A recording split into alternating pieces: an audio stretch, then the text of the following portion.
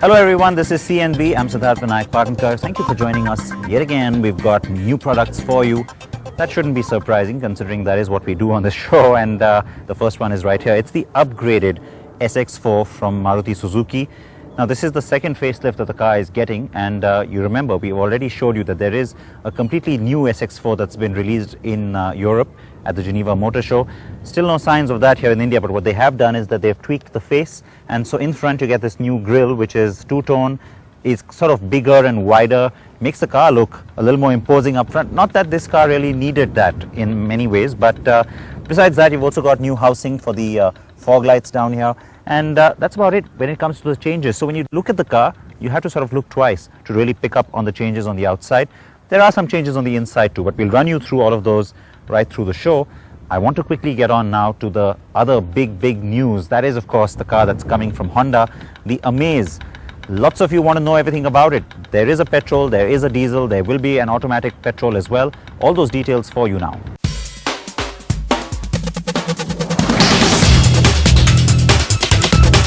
It is Honda's shot at the really big time in India. Sure, the company has had best sellers before, everything from the City to the CR-V. But the Amaze is the car developed with our market in mind. It's a compact sedan, because in India, a sedan makes a bigger statement than a roomy premium hatch. It's sub 4 meters in length, because our government offers incentives to cars shorter than 4,000 centimeters. And it's got, wait for it, a diesel engine option. Yes, finally, Honda has a diesel, and we couldn't be happier, because after making us wait this long, Honda seems to have at least got it right. But we'll get to the engines in a bit. When I first heard that they're going to call this car the Amaze, Honda Amaze, to me it sounded like a 125cc motorcycle, I have to admit, or a scooter, because the name didn't really work for me initially. But I've gotten used to it now, we've all gotten used to it, and it rolls off the tongue fairly easily. The reason why Honda India is happy with the name is because, unlike the hatch where Honda Thailand got its way, and it was named the Brio because they wanted something that sounded European, a little bit of Spanish kind of a name, in India people started calling it the Brio. So with the Amaze, you can't really get the pronunciation wrong, or at least that's my hope. So the car's got a definite identity that's going to be easy enough to recognize. It's also easy to recognize the fact that it is the Brio in the front, because, well, it is the hatch with a boot, isn't it? They have added this extra chrome up front, made it look a little more upmarket by also tweaking the way the bumper styling has been done. It looks a little more grown up, looks a little bigger and more upmarket, which is a good thing because, well, you want it to look at least slightly different from the hatch, isn't it? It's at the rear where things start to get really different. And you know what, unlike all the other cars where you have had a hatch and then a boot slapped onto it, in this case, from the word go, they knew they were designing a car that was going to eventually have a sedan version as well. And so as a result, it's a more congruous design. It doesn't look forced, this boot. It's more proportionate to the rest of the car. And when you look at the car from the side, it still looks fairly boxy. But then you know what? Any sedan that's under 4 meters is going to look like that, because you can't compromise on cabin space by trying to, lower the roofline and make it more sort of proportionate. But still, the car looks more upmarket than its rivals, because at the back you get a little glimpse of the city, especially in the tail light treatment. It is what people are going to aspire to in this market, isn't it? Because a lot of people are fans of Honda cars and they would like to now step into that territory by getting into the Amaze. The extra chrome at the back, I'm never a fan of that, but usually I'm not a fan of that. But in this case, I do find that it adds a little width to the rear of the car. Again, anything that implies a little more shape, a little more size, a little more capacity is going to be a good thing for Honda. And you don't really know which one is which in terms of petrol and diesel usually, but what they have done is that in the top end, the alloy pattern on the petrol is a little bit different, a little flower shaped, and this one's a little more edgy and dynamic. On the diesel, I have to say I like the petrol pattern a little bit better, but at least there's a little bit of a distinction between the two cars for what that's worth. And I think overall, the design doesn't look forced, and so that's why it looks smart, it's attractive, people will like it. So it's under 4 meters, of course, as we've been telling you, with a reasonably generous wheelbase, width and height. The car has a massive 400-litre boot, which is surprisingly spacious. The front windscreen has a heat-absorbing treatment for Indian conditions to help cool the cabin faster. So now let's check out those tech specs, shall we? The petrol Amaze is pretty much like the petrol Brio. In fact, Honda is also offering the automatic gearbox from day one, much like the Swift Desire, which also has the auto option on the petrol variant. And now onto the diesel. The 1.5-litre block has been derived from the 1.6-litre iD-Tech that's on sale in Europe. The light aluminum construction makes this a special engine indeed, but no auto option on this one, sadly. It's all part of Honda's Earth Dreams technology that aims to offer drivetrains that excite and are still economical and environmentally friendly. The petrol car is peppy, convenient, and does almost everything right. The handling could have been a bit better, as the car still comes across as very light on its feet. Now, this is an area that Honda engineers say they have actually worked on. Let's look at the diesel now, because that's the one that you're all really dying to know about, yeah? First point, it doesn't necessarily feel like a diesel. You also don't have a sense of extra weight up front because of that lighter engine construction. Being an all-aluminium engine block, the noise levels coming from that engine aren't surprising. But what does surprise me a little bit is the fact that not enough has been done to cut down on that noise, in the sense that when we first drove the car in Japan, I think the consistent feedback from the entire group was that you've got to cut down the noise levels. The NVH levels are just too high. And that's not just from the engine, but from the road as well. So the feedback you were getting in terms of sound from the road, I have to say that has gone down. And so they have worked on the floorboards. There is a fair amount of damping that's been added there. But from the engine compartment, it could have been a little more silent. The engine itself, pretty much like our first impression, is just as athletic as it was.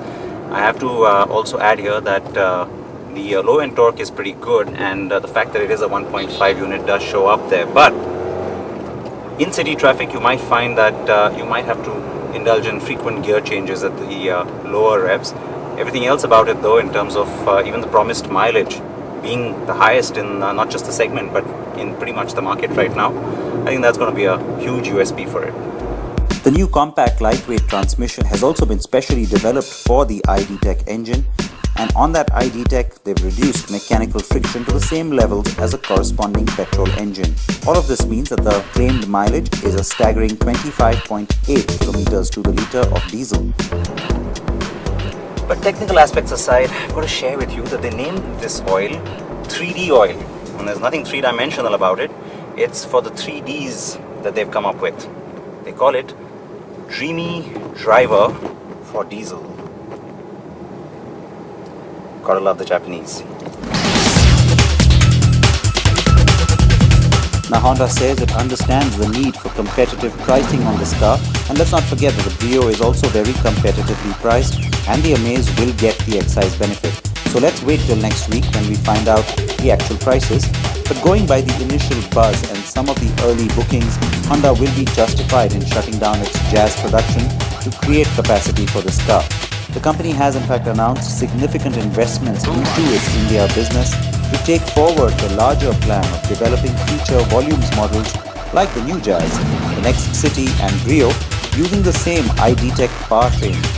The company will invest 2,500 crore rupees in its long pending plan to make cars at its Tapukara, Rajasthan plant.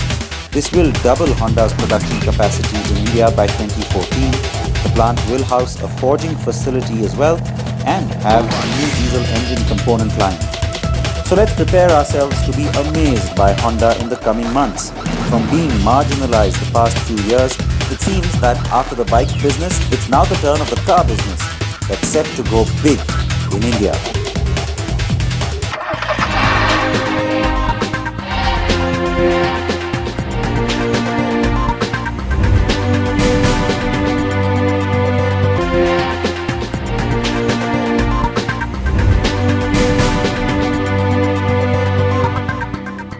Welcome back to CNB. Now it is time to show you the interiors of the new SX4. What they've done is that they've tried to make it a little more plush looking. The plastic quality though hasn't changed very much, nor has the overall layout and design really.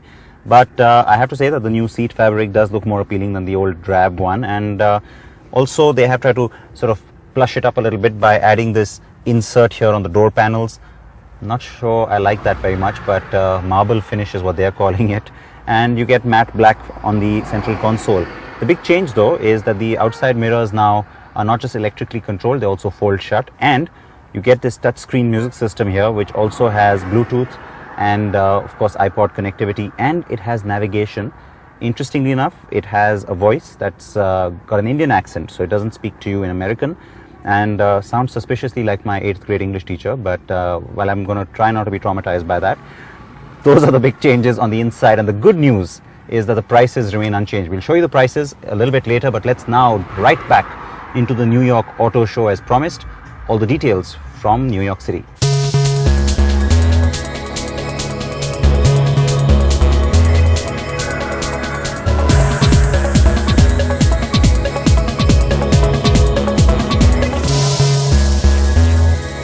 The Jacob Javits Center in Midtown Manhattan plays host to the annual New York International Auto Show, which is growing in prominence on the global motor show calendar. Jaguar and Land Rover had some of the most important launches yet again at a motor show, and as we showed you last week, the second generation Range Rover Sport was indeed the most significant debut at the show. We're on a journey. We're a brand in transformation, and this is storytelling. And we started with the Evoque, then the new Range Rover, and now, of course, this. And what we're doing here is we're building a family of vehicles that are absolutely relevant for today. A family of vehicles that relate to each other, that recognise their unique past in terms of their heritage, but at the same time are looking forward. They're absolutely relevant. And of course, they talk to the customers they're designed for. I mean, the Evoque was new customers, white space. Range Rover, the customers are very well established, don't change it, just make it better. But it did change a lot. But customers for this, they love the old one, but they wanted to see it move on. They're generally a younger age profile. And I would say this vehicle, it's a revolution from the predecessor in lots of respects. Both the previous generation Range Rover as well as the Range Rover Sport, there was a certain relationship between them in a sort of visual sense. What part of that did you want to hang on to in relationship terms, and what part did you want to move away from? What we wanted to do is, first of all, get much greater separation, because I think when the original Range Rover Sport came out, there may have been a bit of trepidation. It was living, I think, under the shadows of the bigger one in terms of looking quite similar. With this vehicle, it needed to create a personality of its own, and it has. I mean, when you compare the new Range Rover Sport with the new Range Rover, they are different. The new Range Rover talks to formality, it's presidential, you sit high in it, you look down, you have that sense of elevation. This vehicle is all about that sporting prowess. It sits lower, it's got a faster screen angle, you're cocooned in the vehicle, you sit in it rather than on it. And so in visual terms, they're quite different. But you can still see the family DNA. That's a very significant model, not just here in North America, but globally for you. It's a new family as well in a sense. So what kind of potential do you see for it? I guess overall we see already with the reception that this vehicle will do a very, very special job. We also increase the opportunities with the vehicle. We will have a 7-seater in the vehicle option, and therefore I guess all around the world the British design and this kind of British engineering and will find a way and will really be highly demanded. In fact, the point about the configuration 7-seater in our market, that's very important as well. So was it specifically led from some of the newer markets, this kind of demand for an option like that? No, I guess we see this kind of development all around the world, even in the industrial markets, and also, for instance, especially out of the US. But it's quite clear it also suits India, China, the emerging markets. The last time we met at Geneva, it was very soon after the policy changes in India, and I said, I know we spoke about how you want to absorb some of that. Does it now make a more compelling case for you to increase your local assembly in India? At this moment we produce already 2 vehicles in India, the Freelander, but also since January, the new XF 2.2 liter diesel. And we are evaluating what kind of vehicles we can bring next. But that means also we have to have a business case and we have to have a critical mass. So we hope that India and the Indian economy is coming up. And with this boost, then I'm quite sure we also can introduce more vehicles.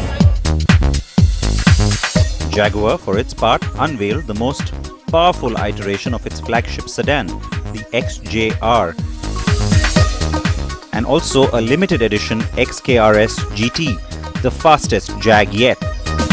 Neither of those cars is coming to India, but of course we can expect the Range Rover Sport sometime later this year. Ford had a special display to kick off the 50th anniversary of its most iconic current production car.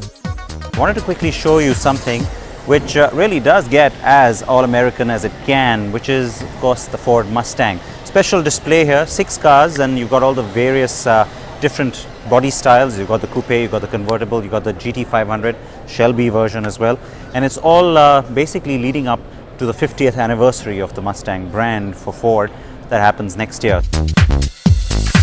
Ford also took the covers off its facelifted Fiesta sedan.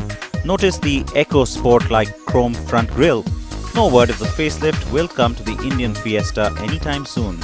Ford Group company Lincoln showed off a rather attractive SUV concept, the MKC, and also the compact MKZ sedan. But considering Lincoln has no real interest in our market, I was fascinated by this contraption overhead, staying American and high-end. It's Cadillac next, which was debuting its new sedan. The good news is that General Motors still hasn't completely shut the door on the possibility of bringing Cadillac to our market. The bad news is I don't have a time frame on that, but it hasn't been rejected for our market because the long-term potential is still there. Now, of course, globally, Cadillac has become a lot more relevant now, hasn't it? It's not just America-centric like it used to be. And the cars are being appreciated, especially in markets in Europe as well. And over here at New York, you're seeing the debut of the all-new CTS. Let's take a closer look at it, shall we? The updated CTS competes with the Audi A6 and the BMW 5 Series. GM Group brands Buick and GMC had massive displays, but again, these are not relevant brands for us, so let's move on to Chevy. Now, there was a time, many years ago, when no Bollywood movie was complete without a Chevy Impala. Well, you got the car here in its 10th generation avatar, and it's new to the market here in the US as well. Will debut on road in about a month or so from now. The reason I'm showing it to you is because it's a nice large sedan. In fact, it is the largest sedan that's made by Chevrolet anywhere. And the styling up front has gotten a lot more aggressive. It's very sporty, edgy. It's almost Camaro-like up front with that metal work in the hood and, of course, the front grille. The reason, again, like I said, I'm showing it to you. What do you think of it? A large, big, luxurious sedan from a brand like Chevy? Do you think there's space for it in our market? Well, you know how to get in touch with me. Tweet me or tell me on NDTV Social just what you think. Chevy also showed off the very hot new Camaro family with updated looks and the all-new Z28 variant. The car borrows the V8 engine from the Corvette and is a new, lighter, more responsive car which revives the old Z28 nameplate. Muscle car heaven yet again, eh? And yes, it is over 500 horses under that hood. The auto show also had a special display of pickup trucks and SUVs. Look at this massive power wagon from the Dodge Ram brand. And well, even this massive concept pickup from Ford. Unreal stuff. But what was really funny was that while Jeep debuted the all-new Cherokee, it was missing from its display at the stand. And then there was this Honda concept, much smaller of course. Now, we've shown you this before on the program, but the reason I want to quickly talk a little bit more about it is because it's becoming a little bit more real for us. Now, this is going to be based on the next generation of the Jazz, what's called Fit in the American market. It's the same platform off of which we're going to get the next generation City as well. Take a look at the size. Now, this particular concept does seem to be a little bit longer than 4 meters visually to me, but what I can tell you is that in India, for sure, you're going to get one that's going to be sub 4 meters. That's crucial, isn't it, in terms of pricing? And the reason that the study is being shown once again here at New York is because it's relevant to the American market as well. Styling, the kind of characteristic you're seeing, the kind of height and shape you're seeing, I think that's the real thing to look out for, because of course by the time the production version comes in, it's probably not going to look as sexy as that, but it's certainly going to be a promising segment. And Honda is getting into the big volumes in India now, isn't it? You got the Amaze, and very soon you're going to want even more higher volumes. And so Ford EcoSport, Duster, the next one's going to be this urban SUV concept. We don't know what they're going to call it, from Honda. Back to the main display hall now, and Hyundai showed off its massive HND9 concept car, which points to future sedan design language, while group company Kia collaborated with DC Comics for this rather quirky sportage, a special Wonder Woman edition, if you will. So all the details for you from the New York Auto Show and the details from the World Car Awards as well. React to everything that you've seen on the show. Don't forget, the Honda Amaze launches just a few days away, so that's when we will know the prices. React to that car as well. I'll love to get your feedback. Now, on that note, I will say goodbye. Next week, we have plenty more for you. Until then, please wear your seatbelts, please wear your helmets. Don't use your cell phone when you're driving. Bye-bye.